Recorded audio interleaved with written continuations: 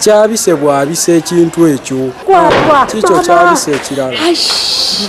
Abasasi baffe batuuseeko mu maka g'abagenzi abamu abaafiiridde mu kabenje akaguddewo mu kiro ekyakeesezza olwa Sande ku luguudo oluva e Bwayiise ku Northern Bypass ku nkulungo y'e Namuŋŋoona.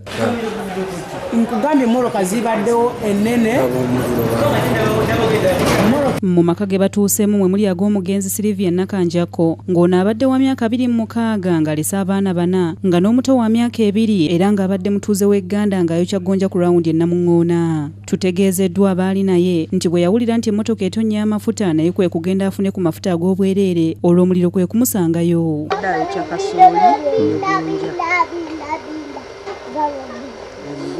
Badde gumuyimiriza wasobole okulabirira abaana naye yakwatiddwa ekinyegenyege nadduka nga adda eri amafuta nanneetaggululako akabanga nagenza okumala okusaayo emigugu nga nneetagguluddekoko akabanga nange bwe navuddeyo natambudde enzirawa munnange gy'alaze naye ye nagenza okumuyita nga nziruseeko ekitundu kinene yabadde yakatuukayo omuliro gubwatuka nze nadduse nga nkomawowa emabega ng'ate nange nziruka mpita ye naye nga ye takyalabika oluvannyuma nzaawo puresha yankubye esaze emutegeera byasigadde.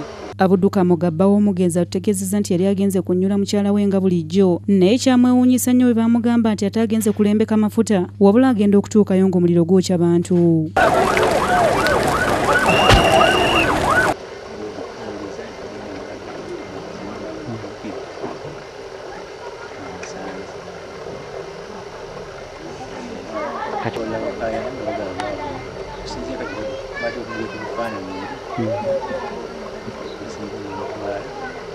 Ye maama Christine Guwedde asabye poliisi ebaddiza omulambo gwabwe gwe yabajjako kubanga bo omuntu waabwe bamumanyi. Manga ffe twetegereza nga waffe kati bo ne babuusabuusa nti ffe tututtemu ki waabwe kati tubadde twagala ali beetegereze.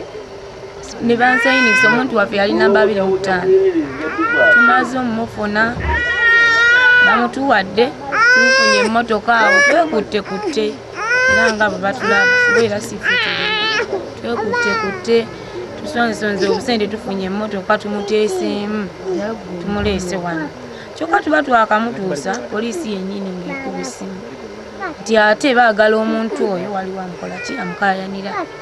Twali tusaba poliisi ebeere yakisa etuyambeze muganda wange mutwale muziike gye nnina omuzi. Ate ku bump stage ey'e Nansana abaayo bakumye ekyoto ne bafumba obugi bwe banywereddewo okukungubagira munnaabwe Shafik Sentamu naye yafiiridde mu muliro era nga n'omulambo tegunnazuulwa. Afande Kaweesi asabye abantu abalina abantu be basuubira okubanga bafiiridde e Mulago okugenda ku poliisi e Mulago ku Kazolite bafune ebisingawo. Ate akyabuliddwako omuntu agende mu ggwanika nawo poliisi yaffe weeri basobole okumuyambako okufuna omulambo ogwo. Abo batuusa yakusakidde eggulire lino ku Lwabukedde TV.